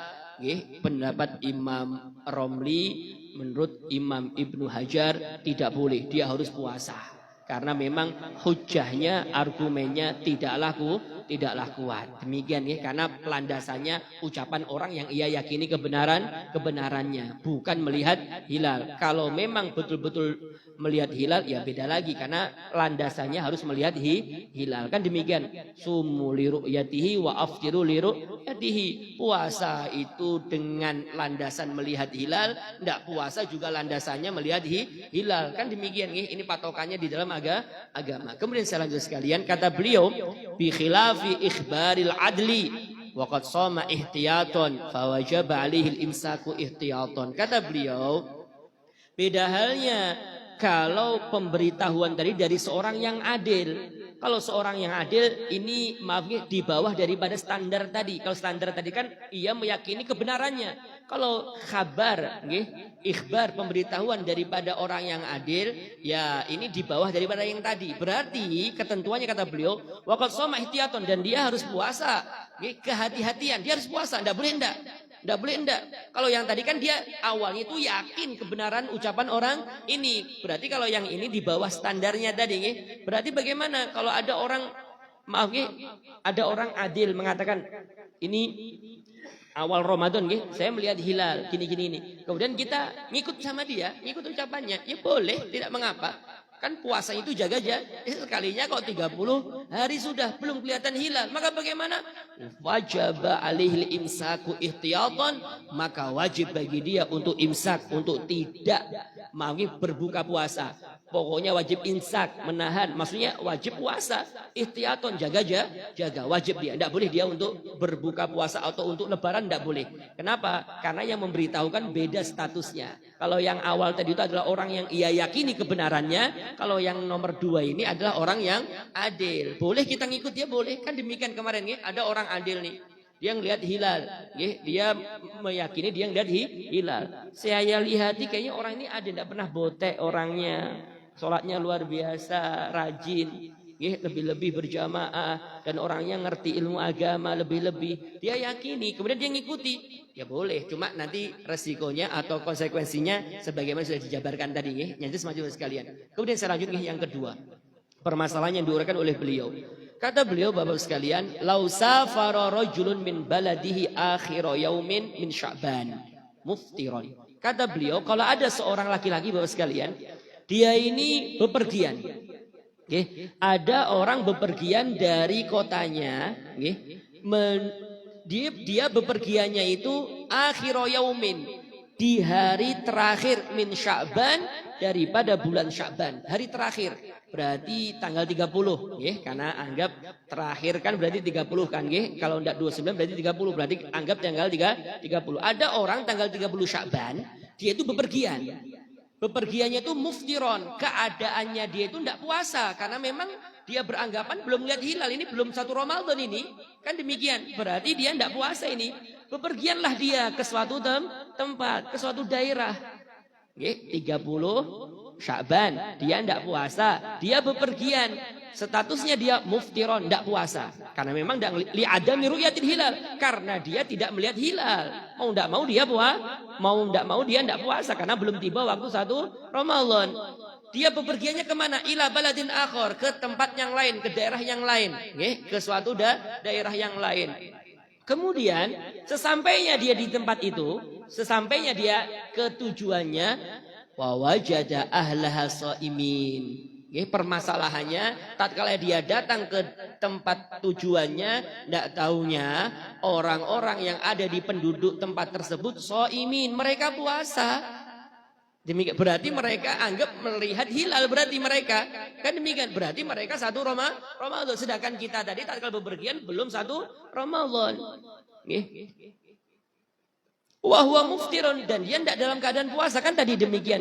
Famal hukmu, maka bagaimana hukumnya? Atau mungkin dibalik, jadi ada 2 permasalahan, atau dibalik, au bil aksi, atau dibalik. Safara shaiman, berarti ada orang bepergian, bepergiannya itu sudah melihat hilal, berarti tadi malam. Demikian dia bepergian dalam keadaan puasa. Sesampainya ke suatu daerah, ternyata penduduk daerah tersebut itu muftirin. Mereka tidak dalam keadaan puasa karena mereka belum melihat hilal. Famal hukmu kadzalika, maka bagaimana hukumnya yang demikian itu? Berarti ada 2 permasalahan di sini. Kata beliau yang pertama, Bapak dan Ibu sekalian, kata beliau, idza wajadahum shaimin, apabila si laki-laki tadi ternyata mendapati penduduk daerah tersebut shaimin, puasa, berarti ini masih menjawab yang satu permasalahan. Ini masih menjawab yang satu permasalahan. Apabila ada si laki-laki tadi mendapati penduduk daerah tersebut shaimin, mereka lagi puasa, berarti statusnya dia waktu berangkat tidak dalam keadaan puasa. Sesampainya ke tempat tersebut ternyata orang di daerah tersebut puasa karena nggak hilal. Maka bagaimana ketentuannya? Apakah kita tetap bersikukuh tidak puasa atau ngikuti mereka? Puasa juga. Maka kata beliau, wajib alaihi muwafaqatuhum, wajib bagi laki-laki tadi untuk menyesuaikan dengan mereka. Berarti wajib puasa kayak mereka. Mau tidak mau, wajib puasa kayak mereka. Kemudian, yang kedua, jawaban yang kedua, wa idza wajadahu muftirin. Apabila si laki-laki tadi itu mendapati penduduk daerah tersebut muftirin, dalam keadaan tidak puasa, berarti statusnya waktu dia berangkat dia puasa. Sesampainya di suatu tempat tidak tahunya belum puasa mereka, masih 30 Sya'ban ternyata mereka. Maka di sini ada khilaf. Yang pertama, fayuftiru indar romli, maka bagi dia boleh untuk tidak berpuasa juga, mengikuti penduduk setempat menurut Imam Romli. Menurut Imam Ibnu Hajar, wala yuftiru, tidak boleh dia tidak puasa, tetap dia harus puasa. Loh, sesampai di tempat itu mereka tidak puasa, lagi makan-makan mereka semuanya tidak puasa. Loh, kita statusnya tadi berangkat puasa, sampai di tempat ini bagaimana? Apakah kita mokel, bahasa Jawanya tidak puasa, kita batalkan puasanya atau bagaimana? Lanjut puasanya, kata Imam Ibnu Hajar, wajib dia tetap berpuasa, tidak boleh dia untuk buka puasa, tidak boleh. Ini kata beliau, alasannya yang disampaikan oleh Imam Ibnu Hajar, kata beliau, li'anna saumahu, karena puasanya dia sejatinya ini landasnya kenapa kok tidak boleh buka puasa, kenapa kok tidak boleh mokel. Alasannya karena puasanya dia, Bapak sekalian, kata Imam Ibnu Hajar, i'tamada ala yaqinir ru'yah. Alasannya puasanya dia ini berpatokan dengan meyakini melihat hilal. Kan demikian, karena dia tatkala berangkat dia melihat hilal. Berarti ini sudah 1 Ramadan. Berarti ini dia puasa ini landasannya adalah dia betul-betul melihat hilal. Kan demikian kata beliau. Sehingga kata beliau, falam yajuz lahu mukhalafatuhu, maka tidak boleh bagi dia untuk menyalahi penglihatannya kepada hilal, itu tidak boleh. Berarti kan seakan-akan dia, loh, menurut saya kan lihat hilal tadi, nggih, malamnya tadi. Dan masa saya harus menyalahi pendapatnya yang saya lihat bujuran, padahal saya bujuran melihat hilal, kan tidak boleh. Falam yajuz lahu mukhalafatuhu. Tidak boleh dia menyalahi itu, tidak boleh. Bimujarrodi hanya dengan sekedar, bimujarrodi hanya dengan sekedar busulihi sampainya dia ila baladin akhir ke tempat yang lain. Tidak boleh. Hanya sekedar sampai ke tempat yang lain karena yang lain tidak puasa kemudian ikut-ikut tidak puasa, ya tidak boleh. Karena dia di awal permasalahannya dia ngeliat hilal dan dia meyakini ngeliat hilal. Tidak boleh. Ini kata Imam Ibnu Hajar. Jadi yang pertama sekalian, jawabannya yang pertama, kalau ternyata mereka puasa di tempat tersebut yang kita tuju, berarti mau tidak mau kita wajib juga puasa. Demikian ya, yang pertama. Kalau sekalinya ternyata kita puasa, ini kebalikannya nih. Ternyata kalau sampai ke tempat orang, ternyata tempat orang itu tidak puasa, maka di sini ada khilaf. Kata Imam Romli, boleh dia tidak puasa, ngikut mereka. Tapi kata Imam Ibnu Hajar, tidak boleh dia tidak puasa. Alasannya tidak boleh hanya sekedar sampai di daerah orang, kemudian dia menyalahi apa yang memang harus semestinya. Karena dia melihat hilal, berarti dia harus puasa. Tidak boleh dikalahkan yang semacam ini. Kata Imam Ibnu Hajar Al-Haytami Al-Makki. Kemudian saya lanjutkan sekalian. Yang ketiga, ini permasalahan yang diuraikan oleh beliau yang ketiga. Saya lanjutkan sekalian. Yang ketiga, lau safara rajulun min baladihi akhir yaumin min Ramadan. Ini di akhir Ramadan ya. Kata beliau, lau safara rajulun, kalau ada seorang laki-laki bepergian min baladihi dari kotanya, dari tempatnya, dia bepergiannya itu Bapak dan sekalian akhir yaumin min Ramadan, di hari terakhir di bulan Ramadan. Di hari terakhir, berarti tanggal 30. Shaiman, dia dalam keadaan puasa. Jadi dia bepergiannya itu keadaan dia puasa. Alasannya li adami ru'yatil hilal, karena tadi malam enggak ngelihat hilal, mau enggak mau digenapin jadi 30. Enggak taunya dia bepergian ini. Dia bepergian. Kan dia bepergian mau pulang kampung, mungkin pulang kampung, mau enggak mau berarti dia di situ di waktu itu dia enggak puasa karena dia enggak melihat hilal. Dia puasa karena enggak melihat hilal tadi malam. Atau mungkin kebalikannya, au kana muftiron.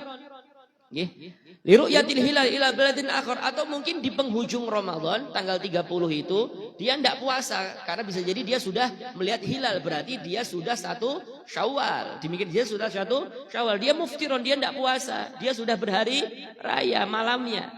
Lantaran li ru'yatil hilal karena ia melihat hilal. Tidak taunya orang ini bepergiannya ila baladin akhar, pergi ke suatu daerah yang lain. Kemudian ini sebenarnya sedikit berbeda dengan yang sebelumnya ya. Kalau yang sebelumnya itu awal Ramadan pembahasannya. Kalau yang nomor 3 ini atau nomor selanjutnya ini permasalahannya adalah di penghujung Ramadan. Demikian ya. Kemudian kata beliau, wa wajada ahla muftirin, dia mendapati penduduk daerah tersebut dalam keadaan tidak puasa, berarti sudah berhari raya, sedangkan dia masih puasa 30 Ramadan. Aw wajadahum shaimin, atau kebalikannya, dia mendapati penduduk daerah tersebut shaimin, puasa mereka, wa muftirun, dan dia dalam keadaan buka puasa, dalam keadaan berhari raya. Famal hukum, maka bagaimana hukumnya dalam dua keadaan ini yang di penghujung Ramadan? Jawabannya, fi kiltal halataini yajibu alaihim muwafaqatuhum alal asah li'annahu shara minhum. Kata beliau, di dalam permasalahan dua keadaan yang terakhir ini wajib bagi dia, si laki-laki tadi, mencocoki akan penduduk daerah tersebut, menyesuaikan penduduk daerah tersebut. Pokoknya kalau penduduk daerah tersebut puasa, ikut puasa. Berarti kalau penduduk daerah tersebut tidak buka puasa, sudah lebaran, ikut juga, sudah lebaran. Alal asoh, menurut pendapat yang paling asoh. Paling asoh. Alal asoh ini sekalian beda dengan alal arjah. Istilahnya, guru kami itu punya kitab namanya Syafiyah. Asy-Syafiyah fi bayani istilahat al-fuqahaiyah. Jadi di dalam perbedaan istilah-istilah ulama-ulama fikih dalam madhab Syafi'i. Tatkala di dalam kitab-kitab apabila disebutkan alal arjah, atau alal asoh itu berbeda. Sebetulnya sama maknanya, pendapat yang paling kuat gitu, pendapat yang paling rojeh. Tapi sedikit perbedaannya adalah apabila alal arjah, berarti itu landasan perkataan itu memang dari Imam Syafi'i langsung, bukan dari ashabus Syafi'i. Jadi kalau alal arjah berarti itu ada beberapa pendapat di dalam Imam Syafi'i, ada beberapa pendapat. Jadi kalau alal arjah berarti itu adalah pendapat yang paling rojih di dalam madhab Syafi'i, di dalam pendapatnya Imam Syafi'i. Tapi kalau alal asoh itu pendapat daripada ashabus Syafi'i, yaitu murid-muridnya Imam Syafi'i. Demikian ada beberapa pendapat. Nah, kemudian timbullah alal asoh, berarti itu yang paling sahih daripada pendapat-pendapat di dalam ulama-ulama Syafi'i. Sedikit ada perbedaan nih, sebenarnya sama. Yang jelas kalau kita ngartikan ya pendapat yang paling rajih, yang paling kuat gitu aja. Cuma kalau perbedaannya, kalau alal arjah itu kembalinya itu kepada pendapat Imam Syafi'i, karena terkadang Imam Syafi'i itu berbeda pendapat di dalam beberapa kitabnya. Ada dalam kitab beliau itu Al-Um, Ar-Risalah, karena memang yang meriwayatkan kitabnya beliau itu berbeda-beda. Ada daripada muridnya beliau Rabi' bin Sulaiman Al-Muradi, ada daripada Al-Muzani Al-Buwaiti, sehingga ya pendapat beliau itu dalam kitab-kitab beliau itu berbeda. Jadi kalau ada pendapat alal arjah berarti itu adalah pendapatnya itu yang paling kuat daripada pendapatnya Imam Syafi'i. Tapi kalau alal asoh itu adalah pendapat-pendapat yang sejatinya itu dari murid-muridnya Imam Syafi'i. Karena Imam Syafi'i itu sekalian kitabnya beliau itu Al-Um Ar-Risalah itu nanti dijabarkan oleh murid-muridnya beliau. Di antaranya adalah Al-Muzani, kemudian dimukhtasorkan oleh Imam Muzani. Nanti datang lagi gurunya Imam Al-Ghazali, Al-Juwaini, Abdul Malik Al-Juwaini, kan demikian. Atau nanti Imamul Haramain dalam kitabnya Nihayatul Matlab dan seterusnya, itu nanti penjabarannya sekalian di dalam pendapat di dalam kitab-kitab Imam Syafi'i. Itu di situ nanti ada beberapa pendapat di situ, Ada namanya Ashabul Wujuh. Kalau kita lihat di dalam tingkatan-tingkatan ulama-ulama dalam madhab Syafi'i itu ada beberapa tingkatan, ada beberapa tingkatan. Saya sering mengatakan sekalian, yang pertama itu adalah mujtahid madhab, di bawahnya mujtahid mutlak, di bawahnya mujtahid madhab. Mujtahid madhab itu nanti seperti Al-Muzani, Al-Buwaiti dan murid-murid Imam Syafi'i.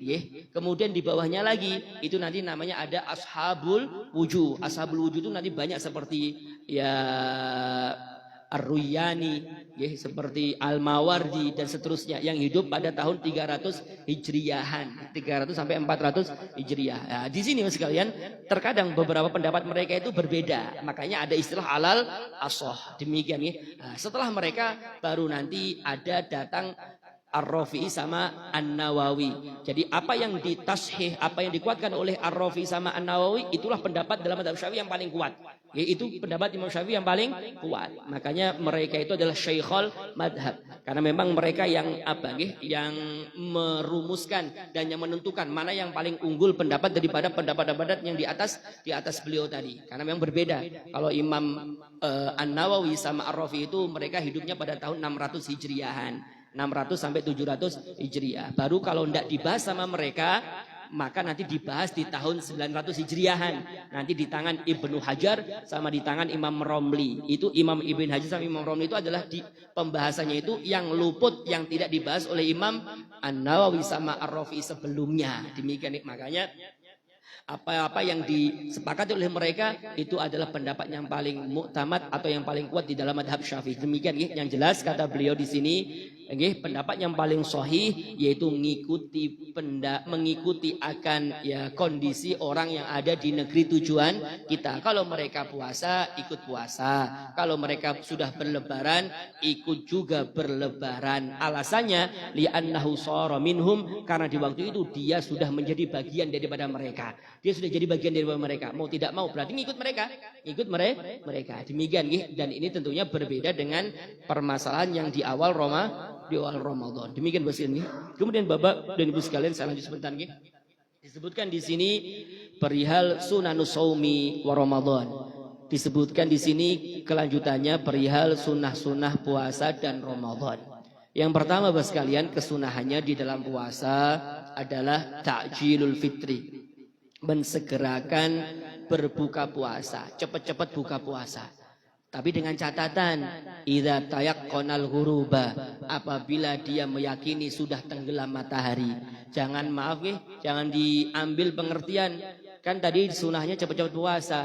Nggak ngelihat sudah tenggelam atau enggak, pokoknya sudah remeng-remeng jam 6 makan. Ya enggak juga kayak gitu. Intinya kalau sudah benar-benar tenggelam matahari atau sudah azan, sudah waktunya, ya cepat-cepat makan. Enggak usah ditunggu nanti.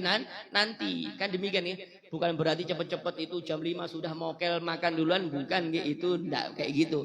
Intinya idza tayaqqanal ghurub. Ini semuanya cepat-cepat buka puasa itu apabila memang dia meyakini sudah tenggelam sudah meyakini. Tapi kalau dia belum yakin tenggelam matahari, bisa jadi maaf infonya itu agak lambat mungkin azannya agak lambat atau mungkin kalau melihat matahari remeng-remeng tidak kelihatan sudah tenggelam atau jamnya mati. Intinya kalau dia ragu, bi khilaf idza syakka. Beda halnya kalau dia dalam keadaan syakka, ragu, maka bagaimana? Fayajibu alaih, maka wajib bagi dia an ya'mala bil ihtiyat, dia harus melakukan ihtiyat, berjaga-jaga, berhati-hati. Wa yu'akhirul fitra, dan wajib bagi dia untuk mengakhirkan buka puasanya. Nunggu nanti aja sudah. Antara ini kok sudah adzan duluan ini, yang lain belum adzan, kok adzan duluan di masjid ini nih, seumpama yang lain belum, ini kok sudah adzan ini, remeng-remeng, dia tidak punya jam, nanti aja sudah, nunggu banyak sudah, nunggu yang lain sudah pada adzan semuanya, baru buka puasa. Setidaknya semacam ini kalau memang remeng, karena memang mau tidak mau wajib kayak gitu. Jangan sampai kita tidak yakin sudah tenggelam matahari langsung buka, khawatir kalau nanti pas makan belum adzan, agak makan banyak lagi, adzan, baru adzan, bisa batal puasa kita, bisa batal puasa kita. Makanya tadi kata beliau ya wajib ditangguhkan. Agak lama sudah, agak lama sekiranya memang sudah betul-betul masuk ya waktu maghrib, sudah betul-betul tenggelam matahari. Demikian ini kesunahannya sekalian di dalam berpuasa. Kemudian yang kedua kesunahannya adalah as-sahur. Walau bijur atimain, yaitu bersahur, atau as-suhur, yaitu bersahur walaupun hanya dengan sekedar seteguk air. Kalau bisa bersahur Bapak sekalian.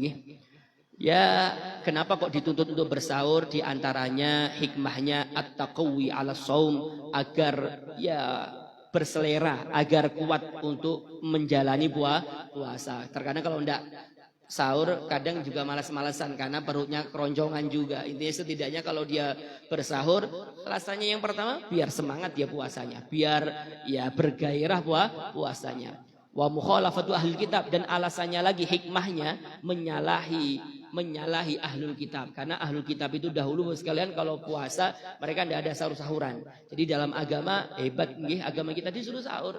Intinya kalau saya enggak sahur juga enggak apa-apa, saya kuat, bukan masalah kuatnya, masalah itu sunahnya, tetap makan kalau bisa walaupun tadi hanya sekedar seteguk air. Fayusannu walau lisab'ana wa kaunihi birutabin fatamrin kal fitri, wa kaunuhu birutabin fatamrin kal fitri, walau lisab'ana, sekalipun orang itu kenyang sekali, udah kenyang ini, tetap kalau bisa tetap sahur, walau sekalipun dia sudah kenyang walaupun dengan seteguk air. Dan kalau bisa birutobin, dengan menggunakan kurma rutob, kurma yang masih mangkal itu kalau bisa. Nah, kalau tidak bisa fatamrin, tamr itu berarti kurma yang sudah dikeringkan, yang sudah dijual di mana-mana itu kalau bisa. Kalau bisa, sebagaimana layaknya tatkala kita buka puasa kan kayak itu juga. Kalau bisa pakai rutob yang basah, yang masih mangkal, baru nanti yang tamar dan seterusnya. Kayak puasa juga. Kalau bisa ya kalau kita sahurnya seperti ya tadi, kayak layaknya kita mau buka bersama. Demikian sekalian wa yadkhul waktu suhur atau waktu sahur min muntasafil laili. Nah, di sini sekalian perlu diingat, waktu sahur itu masuknya kapan? Di pertengahan malam. Jadi kalau sampean makan banyak setelah isya atau setelah tarawih, itu belum tiba waktu sahur. Walaupun sampean kekenyangan, belum sahur itu namanya. Nanti sahur itu di separuh kedua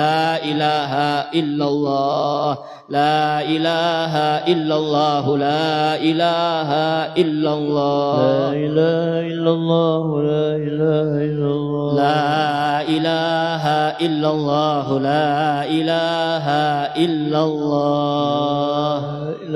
إلا الله لا إله إلا الله سيدنا محمد رسول الله لا إله إلا الله سيدنا محمد رسول الله اللهم صل على سيدنا محمد اللهم صل عليه وسلم اللهم صل على سيدنا محمد اللهم صل عليه وسلم اللهم صل على سيدنا محمد يا ربي صل عليه وسلم صل على سيدنا محمد ربي صل عليه وسلم سبحان الله وبحمده سبحان الله وبحمده سبحان الله وبحمده سبحان الله وبحمده سبحان الله وبحمده سبحان الله وبحمده سبحان الله وبحمده سبحان الله وبحمده سبحان الله وبحمده سبحان الله وبحمده سبحان الله وبحمده سبحان الله العظيم سبحان الله وبحمده سبحان الله العظيم سبحان الله وبحمده سبحان الله العلي العظيم اللهم صل على حبيبك سيدنا محمد وآله وصحبه وسلم اللهم صل على حبيبك سيدنا محمد وآله وصحبه وسلم اللهم صل على حبيبك سيدنا محمد وعلى آله وصحبه اللهم صل على حبيبك سيدنا محمد وعلى آله وصحبه وبارك وسلم أجمعين اللهم صل على حبيبك سيدنا محمد وعلى آله وصحبه وبارك وسلم أجمعين الفاتحة أرواح جميع أمواتنا وأمواتكم ووالدينا ووالديكم ومشايخنا ومشايخنا أجمعين وإلى أرواح من أنفق أموالهم للمجلس والمعهد ولأرواح من ساد فيهما ولأرواح من جهد فيهما أن الله الكريم يغفر لهم ويرحمهم ويولي درجات في الدين والدنيا والآخرة شيء لله لهم الفاتحة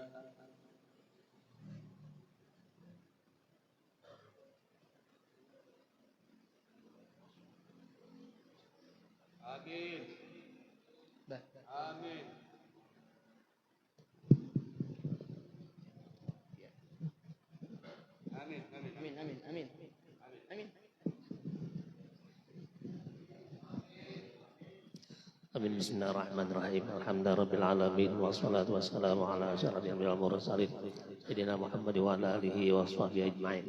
Allahumma ja'alna ya Allah jam'ana hadza jam'an maghfura jam'an marhuma wa tafarruqana min ba'di maghfura. Allahumma inna qad hadara bi hadzal majlis wa raja syafaatin nabi kama sallallahu alaihi barakatuh bi qiraati bi rasulillah. Allahumma inna nas'aluka an tusibana ala qiraatina hadhihi wa ghayriha tawban jazilan ujran min qalbi wa anta taqabbalaha minna bi fadlika wa ihsanika qabul hasanan jamilan jalila ij'alillahu ma syaitan ala sani ala dal mamat wa la qabla wa la ba'da wa la qiraatin nabi hadhihi al-lail. Allahumma ja'al thawaba ma qara'na wa ma halalna hadiyatan li ruhi Mustafa sallallahu alaihi wasallam li ruhi abai wa min al-anbiya wassuhada wassalihin wal ulama al-amilin wal fuqaha wal muhaddithin wal qurra wal basirin wasadatin dalam aqidin wa man tabi'ahum bi ihsan ila ruhi abaina wa ummahatina wal ikhwanina wa sa'il jami'il muslimin wa sallallahu fi sabi hadzal majlis wa liman anfaqa bi hadzal majlis. Allahumma ighfir lahum warhamhum wa'afihim wa akrim nuzulahum wa wasi' madakhalahum. Allahumma taqabbal hasanatahum wa ighfir hazatahum. Allahumma ij'al quburahum rawdatan min riyadil jinan wa la taj'al quburahum qarin niran. Allahumma adzir rahmah wal maghfirah wa qubur minal muslimin wa fi sabi hadzal majlis. Allahumma adzir rahmah wal maghfirah wa rahmatan katsira wa maghfiratan jazila min hadza ila yaumi ba'tsun wa dhiya'i wa nur rasana surah innaka malikun rabbul ghafur. Allahumma la tada'la bi maqamin hadza dzamban illa ghafartahu wa la yumina la satarata wa la hamman illa farajtahu wa la hajatan khususan li hajatina ya Allah fi sabi hadzal majlis qabulan maqbulan mustajaban bi barakati bisyarati sunnati rasulillah sallallahu alaihi wasallam. Allahumma arhamna bil Qur'an waj'alhu lana imama wa nura wa huda wa rahmah. Allahumma zakirna minhu ma nasina wa alimna minhu ma jahilna wa razukna tilata ana al-lailu ana an-nahar waj'alhu lana hujjata ya mawlana ya rabbal alamin. Rabbana ighfir lana wa li ikhwanina alladhina sabaquna bil iman wa la taj'al fi qulubina ghillan lil ladzina amanu rabbana innaka ra'ufur rahim. Rabbana atina fid dunya hasanah wa fil akhirati hasanah wa qina adzabannar wa adkhilnal jannata ma'al abrar ya aziz ya ghafar ya rabbal alamin. Wa sallallahu ala sayyidina Muhammad wa ala alihi wa sahbihi wasallam. Bi fadli subhana rabbika rabbil izzati amma yasifun wa salamun alal mursalin walhamdulillahi rabbil alamin. Taqabbalallahu minkum minna minkum taqabbal ya Subhanakallahumma wa bihamdika asyhadu an la ilaha illa anta astaghfiruka wa atubu ilaik. Masyaallah la quwwata illa billah.